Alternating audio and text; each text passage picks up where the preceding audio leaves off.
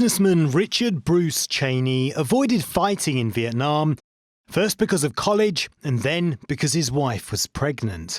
But war, some will say ironically, still came to define his life and career. In 1989, President Bush made him defense secretary.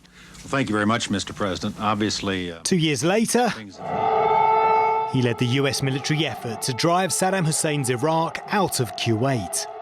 I believe you're looking at the next vice president of the United States. 9 years later, the Bush-Cheney partnership was resurrected. The following year, 3,000 Americans died in the 9/11 terror attacks carried out by al-Qaeda. America's allies, by and large, supported the invasion, but the case for invading Iraq was harder to justify. What evidence can you lay before the world that Saddam Hussein does have or shortly will have the capability to threaten the United States itself?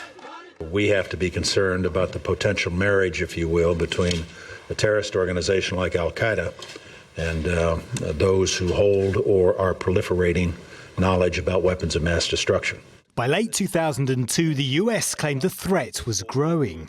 We have a regime that is busy enhancing its capabilities in the field of chemical and biological agents. The following year, the US and its allies invaded Iraq, but no weapons of mass destruction were found. Hundreds of thousands died before the Americans pulled out. That the President of the United States purposely misled the American people on pre-war intelligence is one of the most dishonest and reprehensible charges ever aired in this city.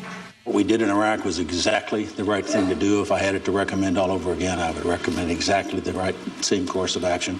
It says a lot about how far to the right America has shifted that Dick Cheney voted for the Democrats in last year's election, calling Donald Trump the greatest threat to America and accusing him of lies and violence. Some Iraqis and Americans will remember him for his hypocrisy. Paul Hawkins, TRT World. Of the collapse